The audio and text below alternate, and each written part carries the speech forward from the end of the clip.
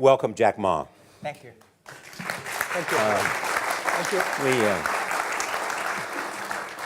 you. We've all become very cognizant of Jack and his story. And when Alibaba went public with the largest IPO in history, we knew a lot more about him. So I want to talk about his personal story. I want to talk about how many times he tried and failed and what kept him going. I want to talk about where he is today and how he got here, and where he is going and how he expects to get there. And if he gets there, what will it all mean for him and for the people that he wants to inspire? So I begin with this question, though, Jack. Why are you back at Davos? It's a long break for 7 years. I think my last trip here was year 2008. But I was coming for year 2001 for the Young Global Leader for Tomorrow. And remember, I never heard about the Davos when I came. But when I came, in the Switzerland, so many young people demonstrate. It was such a horrible scene that I was, and I asked them, why did they do it? They say, anti-globalization. And I say, why? Globalization is a great thing. Why people don't like it? And then we come all the way for 2 hours here. There's a machine gun. There's a people checking. I say, oh God, is that a forum or is it a prison we're gonna go? Is that? But when I joined the forum as the Young Global Leader, I was thrilled by so many ideas. For the first 3-4 years, I learned what does the globalization mean? What does the corporate citizenship mean? What about social responsibility mean? All these new ideas, and I see so many great leaders talking about leadership, and I benefit a lot. And the year 2008 and 2009, when the financial crisis came, I think it's better go back to work, because we can never win the world by talking. So go back, spend 7 years. Now I come back, I think it's time to do something return, because I learned so much. Let's talk 12 years ago. So why I should not talking to the young global leader of today, sharing with them how we've gone through. Okay. So that was the thing. Let's start with where you are today. Just how big is Alibaba? How many people come every day? How many people come in a week? How fast is it growing? Yeah, we have over 100 million buyers visiting our site, shopping our site every day. And we created 100 million every day. We created 14 million jobs for China, directly and indirectly. And we grow from 18 people to 30,000 people, 18 people in my apartment, to now we have a 4 big campus. Compared to 15 years ago, we were big, but compared to 15 years later, we're still a baby. How big will you be 15 years from now? I think 15 years ago, I told my team that 15 years, in the past 15 years, we grow from nothing to this size. And 15 years later, I want people to know about Alibaba, know Taobao, because it's already everywhere. I want 15 years ago when we talk about what is e-commerce, why small business can using this e-commerce, this internet, can do business across the nation. And I hope 15 years later, people forget about e-commerce because they think it's like electricity. Nobody thinks it's a high tech today. Now, this is something that I don't want 15 years later, we still walk on the street talking about why and how e-commerce can help people. Talk about the IPO. Did it exceed your expectations? Well, it's a pretty small IPO, 250. Yes. Yeah. The largest IPO in the history of Wall Street. We raised. And number 2 was a Chinese bank. Thank you. I remember year 2001. We went to raise some 5 million, 3 million venture capitalist dollars in the USA, and got rejected. And I say we come back raising a little bit more. But I think, what we think more about is for $25 billion, how we can spend the money efficiently, because this is not the money, this is the trust from the world, the trust from those people.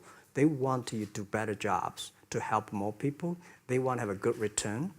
So I think gives me more pressure, because when our market cap is bigger than IBM, for a certain day we're bigger than Walmart.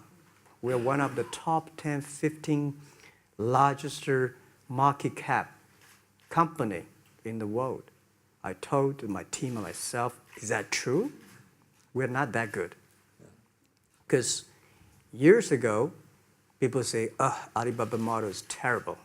Does not make money, have this and that, all the big bad things, because Amazon is better, eBay is better, Google is better, and there's no such model like Alibaba in the USA. So I told myself and people, we were better than people thought. But today, when we are that big size, I said, no, we are not that good as people thought. We're just a company 15 years old. Average age is 27, 28 years old, young people. We're doing something that human beings have never tried. So I want to talk about the future. Let me take you back to when you were born in Hangzhou, where the headquarters still are. Yep. And your campus is there. You don't have a loot, don't move your loot. Your headquarters there. Yeah, you found it there, loot there. You grew up in the 60s. 64. Born in 64.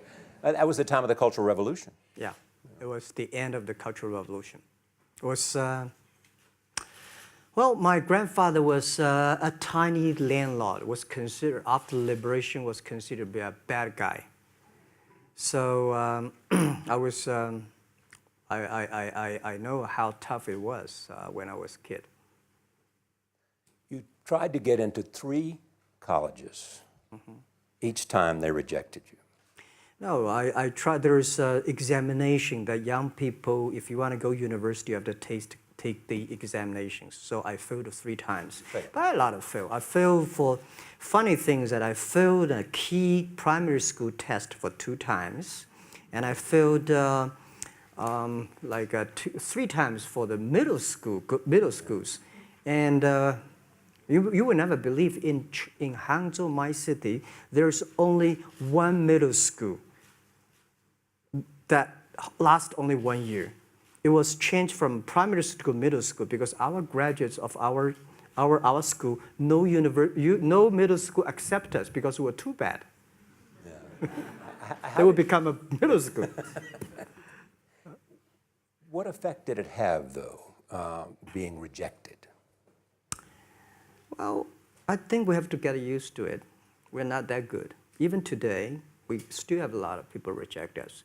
I think when I graduated from universities, and before I, for 3 years, I tried to fill in the universities. So I applied jobs for 30 times, got rejected. I went for a police. They said, no, you're not good. I went to even the KFC. When KFC came to China, come to my city,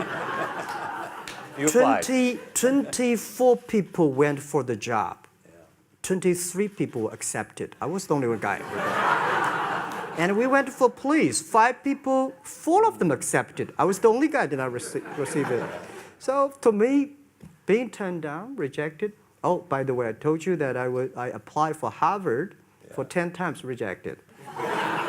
I know I'll be rejected. I just don't want to say that. Yeah, sorry now. 10 times you wrote them and said, I'd like to come to Harvard. Yeah. And then I told myself, someday I should go teach there, baby. I think that can be arranged. Richard Nixon came to Hangzhou. Yeah. And after that, tourists flooded the place. Yeah. And that's how you learned English. Yeah. I really like I don't know why, at 12, 13 years old, that time I suddenly fell in love into the language, the English. And there's no place you can learn English at that time. There's no books, English books. So I went to the Hangzhou Hotel, now called Hangzhou Shangri-La Hotel, because that was the hotel can receive the foreign visitors. So every morning for 9 years, I showed them around as a free guide, and they taught me English. And I think that changed me. Today, I'm 100% made in China. I've never got a one-day train outside China. Yeah.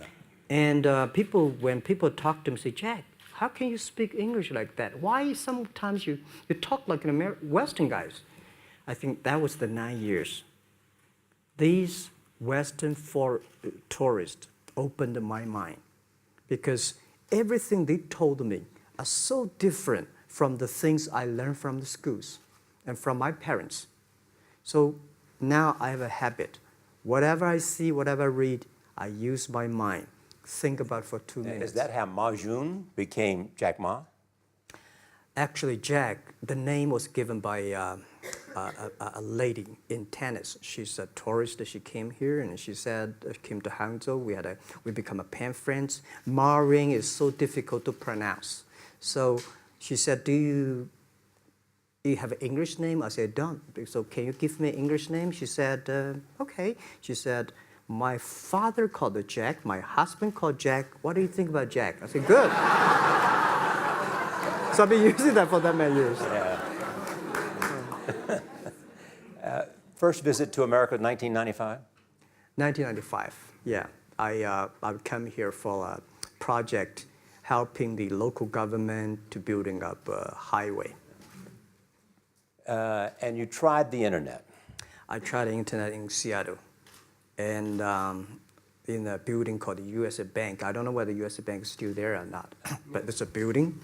And my friend opened a small office, which is like only 10% bigger than this room. And there are a lot of computers in there. And he said, Jack, this is internet. I asked, what is internet? He said, search whatever you want. At that time, they used Mosaic, very slow, right? Yeah. And I said, I don't use it. I don't want to type because computer is so expensive in China. If I destroy it, yes, I cannot pay. He said, just to search it. So I searched the first word, beer. I don't know why, because it's easy to spell, baby. And I see beers from Germany, beers from USA, beers from Japan, but there's no beer from China. And I say, okay, type the second word is China. No data. Nothing. And I said, 1995, no data about China. So I talked to my friend, why not make something about China? So we made a small, very ugly looking page called China. It's something like I did a translation agency, we listed on there. It was so shocking. We launched at 9:40 in the morning. 12:30, I got a phone call from my friend. He said, Jack, you got 5 emails. I said, what is email? And they say, these are the things. So people so excited. Where are you? This is the first time I see a Chinese website on that. How can we can we do something together? So I think this is something interesting. So we should do it. Why did you call it Alibaba? Alibaba? Well, when I started, I think internet is global. We should have a global name. And a name that, interesting, like at that time, the best name is Yahoo. Right? So I've been thinking for many days, suddenly think Alibaba is a good name. So I happened to be in San Francisco that day. I did have a lunch, and the waitress came. I asked her, do you know about Alibaba? She said, yes. I said, what is Alibaba? She said, Open Sesame. Good. So I went on the street, asked about 10, 20 people. They all know about Alibaba, 40 Thieves, and Open Sesame. And I think this is a good name. And start with A. Whatever you talk about, Alibaba is always top. You have said before that in creating Alibaba, you had to create trust. Yeah. Because people in China were used to face-to-face. Yeah. How did you create trust? I think because we started about doing business on internet. I don't know you, you don't know me. So how can you do things online unless you have trust? So for e-commerce, the most important thing was trust. I think when I first went to USA for raising money, talk to the venture capitalists, a lot of people say, oh, Jack, no. China doing business by the guanxi. How can you do business on internet? And I know that without the trust system, the credit system, it's impossible to do business. So in the past 14 years, everything we do is trying to build up the trust system, the record system. Well, Charlie, I'm so proud today when I talk to the young. Today in China and in the world, people don't trust each other. The government and people and media and everybody think, this guy's cheating. But because of e-commerce, we finish 60 million transactions every day. People don't know each other. I don't know you, I send products to you. You don't know me, you wire the money to me. And I don't know you, I give a person a package, I don't know him.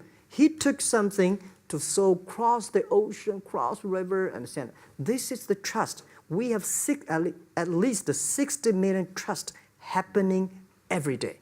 But you created it by creating an escrow account in the beginning. Yep. And so you keep the money until they got the product. Yeah.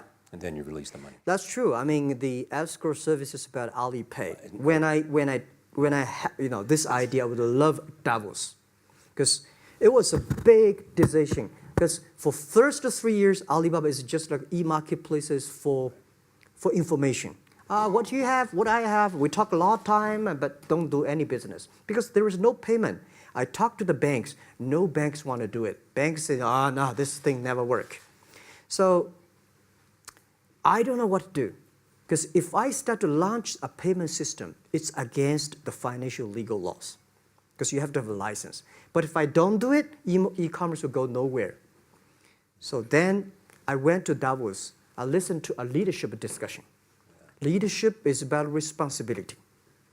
And after I listened to that panel, I give a call to my friends, my colleagues in my apartment, say, do it now, immediately.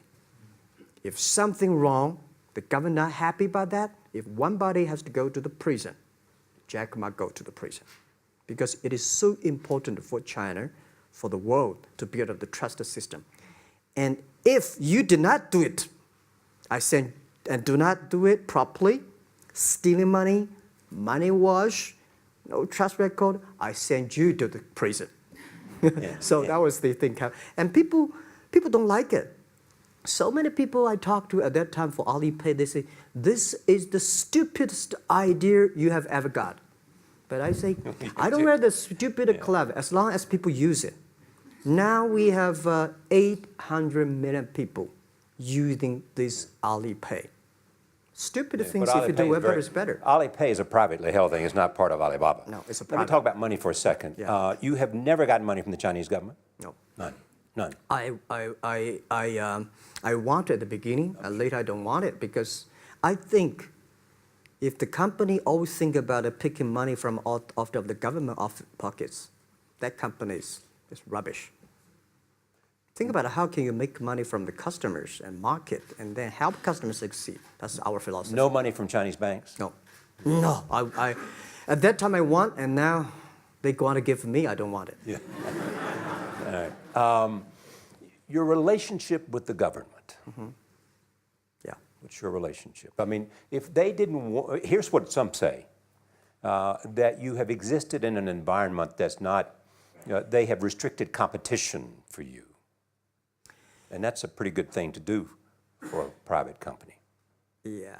I think the relationship with the government for us is very interesting. For the first 5 years, because I've been working as a part-time jobber for a government organization called Ministry of Foreign Trade, 1997, for 14 months. And I learned that you should never rely on government organization to do e-commerce. And I started a business. I told my people and team, in love with the government, but don't marry them. Yes. Respect them. And a lot of people say, well, government officers talking about internet, the censorship and this, that, and they worry about. I think it's the opportunity, it's a responsibility talking to them, tell them how internet can help. So you tell them we create jobs. Oh yeah, I think a lot of people debate and fight against them. And in the first 12 years, anybody come to my office, I sit down talking to them, how we can help economy, how we can create jobs, why China will improve by the internet. I think because internet that time is new to any government. And if you convince somebody, and you have the chance. So today I'm very talkative. That probably this is why I talk to so many people. So, I mean, if the government comes to you and asks you to do something for them. Normally, when government comes say, Jack, can you do this project? I say no. I say no. I can introduce some friends who are interested in doing that for you. But if they continue to want me to do it, I say, okay, I do it, but I don't charge. I hope next time don't come to me again. But recently, we help some government organizations do it. For example, every Spring Festival, the train ticket is so difficult. Hundreds and thousands of farmers work in the cities. In the Spring Festival, they go to the hometown. But when they order tickets on the other way, the whole system crashed for 5 years. So I told my young people, go support them. Don't charge anything. Because I don't want to see millions of farmers go back to city and they cannot buy the tickets. So it's something that it's not for money. It's something it's not for the government. It's for the millions of people. They can buy tickets in the snowy night and they don't have to wait. They just use mobile phone, online, they get ticket. One way stop along the route to where you are in that big IPO was Yahoo. Jerry Yang gave you invested $1 billion. Yeah. $1 billion. Yeah. It turned out to be a pretty good investment for Yahoo. Yeah. But one time after another, you raised this money on your own outside of China with investors. Yeah, I'm very thankful for all the investors because 1999, year 2000, and even at the Yahoo time, a lot of people say this Jack is crazy. He's doing something that we don't understand. A lot of venture capitalists give you money because there is such a American model already there. But they say, Alibaba, we don't see this kind of model, right? They say Jack's crazy. Is what yeah, this is crazy guy. I mean, I remember my first time in Time magazine, they call me Crazy Jack. And I think crazy is good. We are crazy, but we're not stupid. We know what we are doing, but if everybody agree with me, if everybody believe our idea is good, we have no chance. So that's the money we raised. We're very thankful. So when our investors make a lot of money, I feel proud and honored. As you know, in the United States, issues have risen about privacy. Yeah. Google and Apple, and questions of whether the government should have access to files. How do you handle that if the Chinese government says you know a lot about people? You have transactional relationships with lots of people. And they say, we want to see your files. Well, so far I don't have this kind of problems from Chinese government. And I told them, any government, if you come here for the national security, anti-terrorist, well, anywhere, anti-terrorist, we work together. It's a criminal, we work. But rest of that, no. I said, we are a business. The data is so precious because we don't know how. Because if we give to anybody, it's going to be a disaster.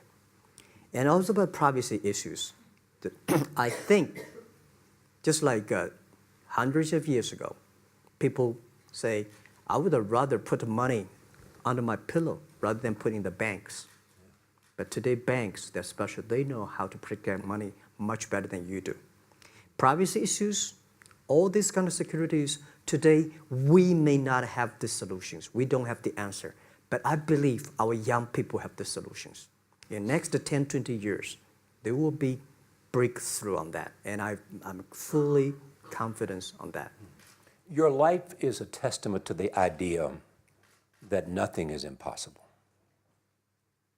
That if somebody says no, you say it's just the beginning. Where does that come from? Well, at the beginning, I never thought, I thought when I was young, I said, everything's possible. Now I know not everything's possible. When you have something, you have to think about, you have to consider about the others. You have to consider about the customer, society, your employees, your shareholders, society. There are so many things that I think if you continue to work hard, there's possibility. And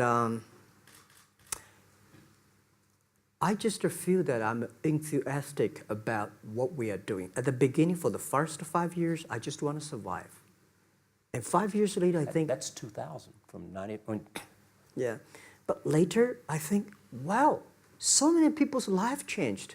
I was so excited, you know, for the first 3 years, we made zero revenue. Zero revenue.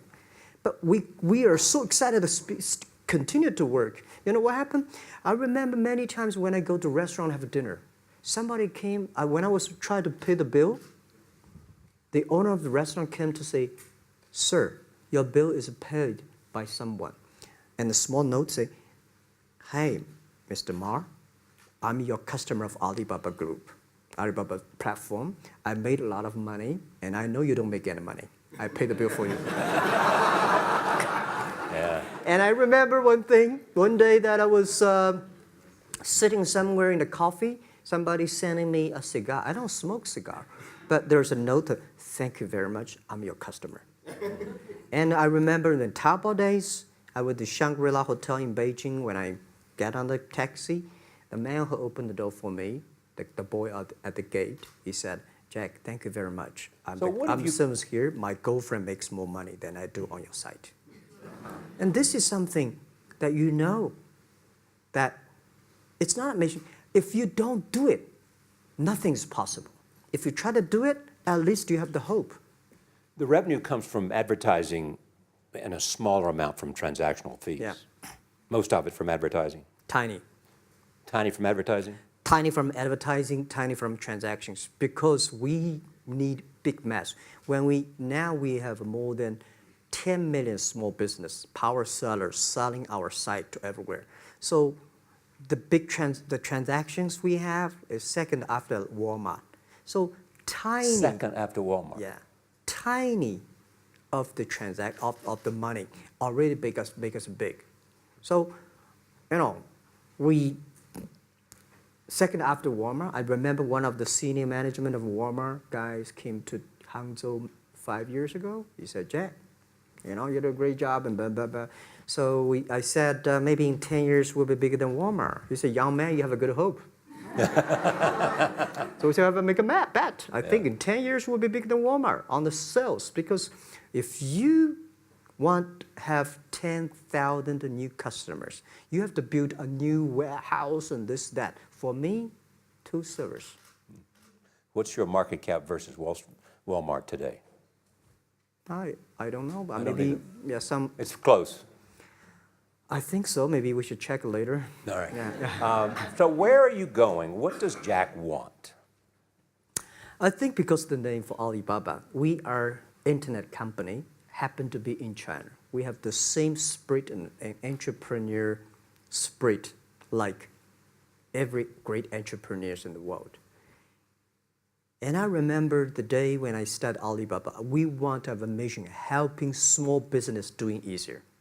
So next step is today, so many millions of small business using our platform to sell things, and over 300 million consumers buy things from our site. Cheapest, efficient. So what I'm thinking about, how we can make Alibaba a platform for global small business. My vision is that if we can help a Norway small business can sell things to Argentina, and Argentina consumers can buy things online from Switzerland. And we can build up, which I called, I don't know, maybe not right word, called EWTO. The WTO is great, past century. But WTO helps so many big companies to sell things across the nation. Today, internet can help small business sell things across the oceans, across the nations. And I hope that we can serve 2 billion consumers.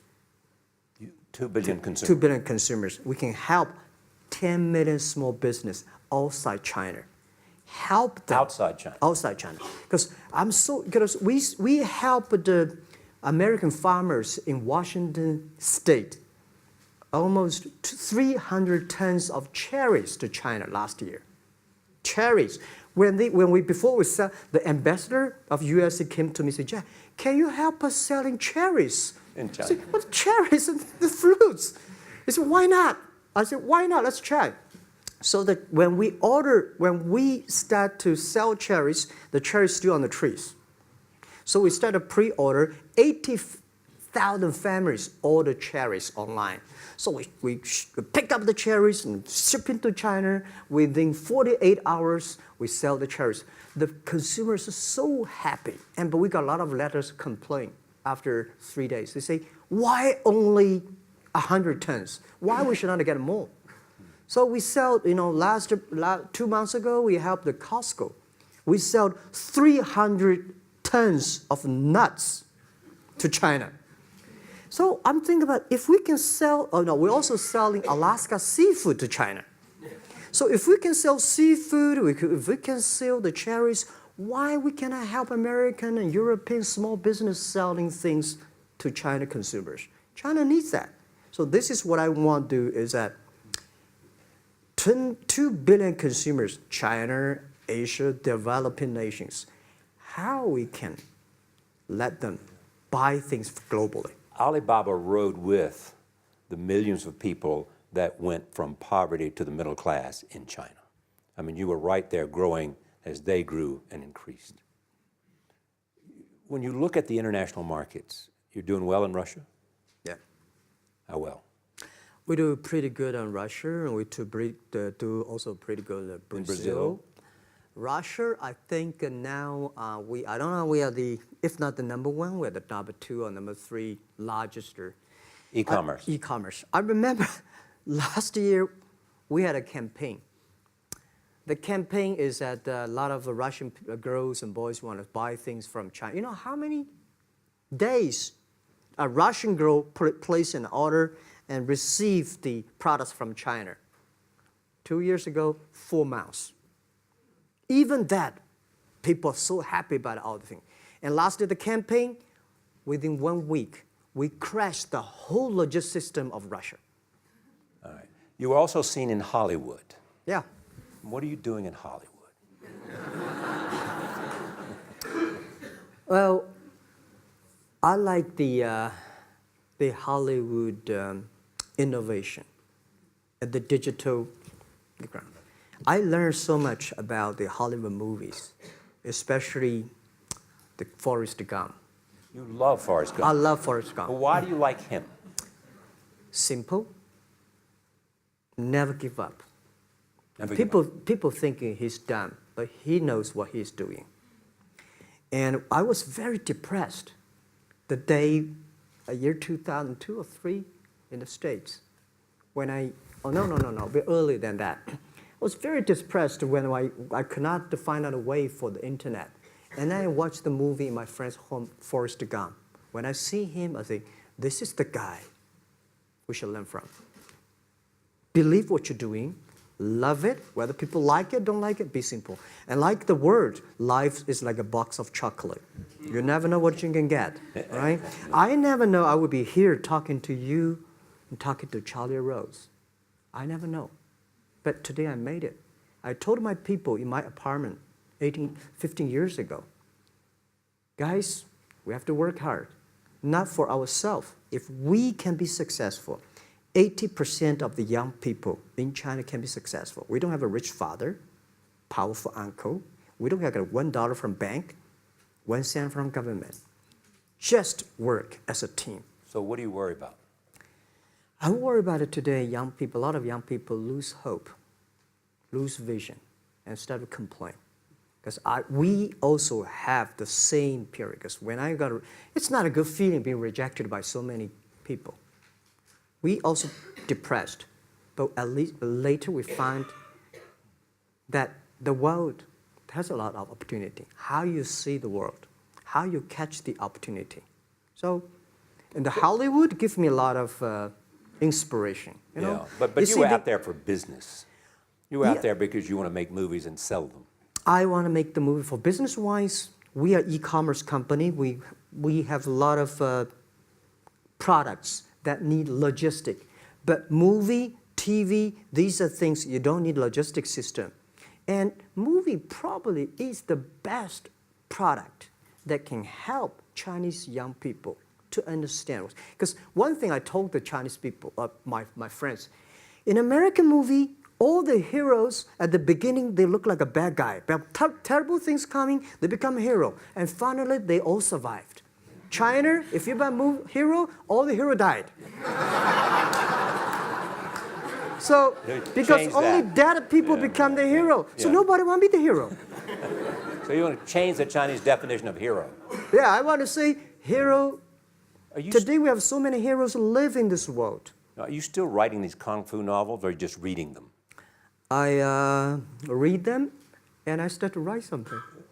I think it's fun. The kung fu is something you start to think about something that you cannot do. But if you have some luck, if you continue to practice, if you got a good master, if you're a good team, you get expert. So at least to make me, when I'm busy, when I'm tired or frustrated, I read kung fu books. And You also travel with a Tai Chi. Am I saying that right? Trainer. Tai Chi? Tai Chi. Tai Chi. Tai Chi, yeah. What does that do for you, other than keep you in good health? I love Tai Chi. Tai Chi is a philosophy about yin and yang. Yeah. Tai Chi is about how you balance, how you work, like a competition. People say when I compete with eBay, say, you hate eBay. No, I don't hate eBay. It's a great company. You know, they come, I go. You know, Tai Chi is like, you fight here, I go over there. You put it on the top, I go to down, right? So it's a balance, right? You are heavy, I'm small, you know. When I'm small, I can jump. You're heavy, you cannot jump. So the Tai Chi is better philosophy. I use in Tai Chi philosophy in the business. Calm down. There's always way out. And keep yourself balanced. And meanwhile, don't try to keep, because business is a competition is a fun. Business is not like a battlefield. You die or I win. Business, even if you die, I may not win. Right? So it's better fun. So Tai Chi gives me a lot of inspirations. But you want your life and you want this company, Alibaba, to change the world. And you're changing the world if, in fact, you provide a forum for buying and you enable people to earn a living. Yeah. But also, you believe that Alibaba ought to change the lives of women. So what are you doing? At first, I think many years ago, I want to change the world. Now, I think if we want to change the world, we change ourselves. Change ourselves is more important and easier than change the world. And second is that I want to improve the world. Because it changed the world, maybe Obama's job. Because my job is to making sure that my team are happy. Because my team are happy, they can make my customer happy. If my customer, they are all small business. When they're happy, we are happy. About women, one of the secret source for Alibaba's success is that we have a lot of women. What percentage of women one among Alibaba day employees? before, I think 2 or 3 months before we IPO, there's American journalist come to our company. She asked me a question. Jack, I've seen so many women in your company. I say, what's wrong? We have later we find that we have 47% of the employees of our company are women. How many? 40? 47% of our company are women.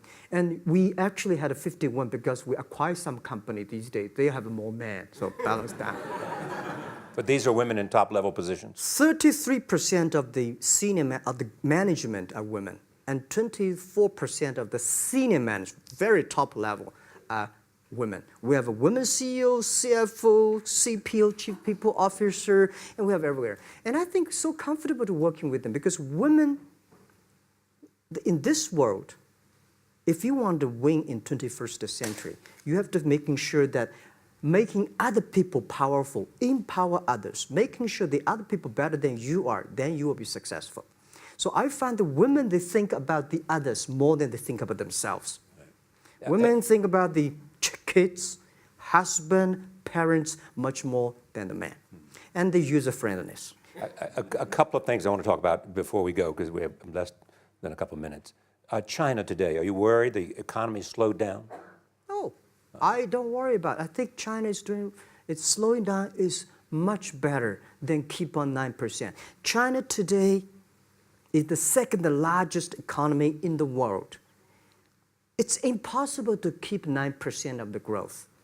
If China still keeps the 9% of the growth of the economy, there must be something wrong. You will never see the blue sky. And you will never see the quality. China should pay attention to the quality of the economy. China should not. So if we have a lot of influence, like Hollywood movies, things, and we have sports and these things in the GDP, will be much better. So I think, just like a human growth, this body can never grow. Certain time, the slow of growth of a body is slow, but you should grow your mind, grow your culture, grow your value, grow your wisdom. I think China is moving to that direction. And you saw Modi in India? Pardon? Did you see Modi in India? Not yet. I'm looking forward to that. So you'll go to India. Yeah. Finally, there's this. You're one of the world's richest people. Your company is one of the world's richest companies. What do you want beyond Alibaba? Well, about richest people, I was really not happy in the past 3 months when people say Jack Ma is the richest people of China. Global celebrity, they said. No, I'm not.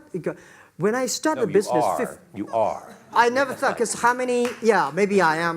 But I think 15 years ago, in my apartment, my wife was at that time one of the 18 founders. I asked her, "Do you want your husband to be a rich person?"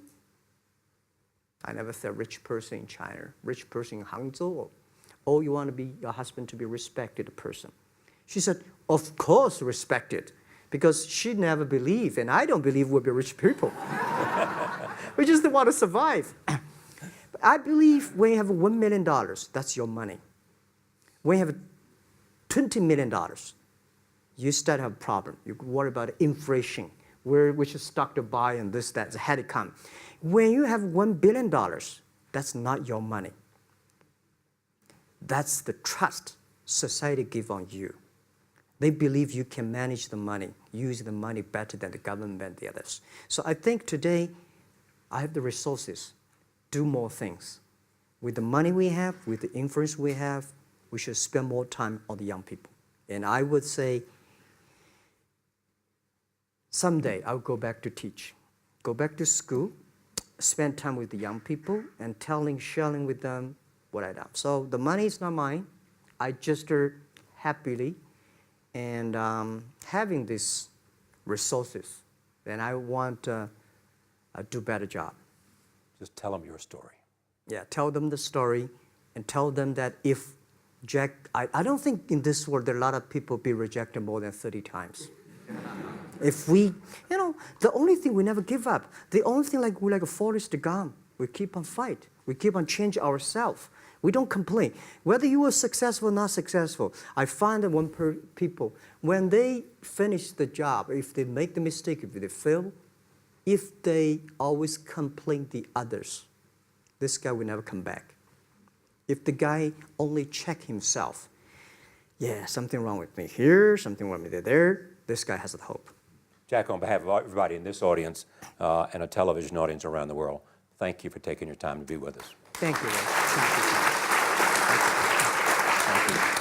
Thank you. Thank you. Thank you. Thank you so much, Rob.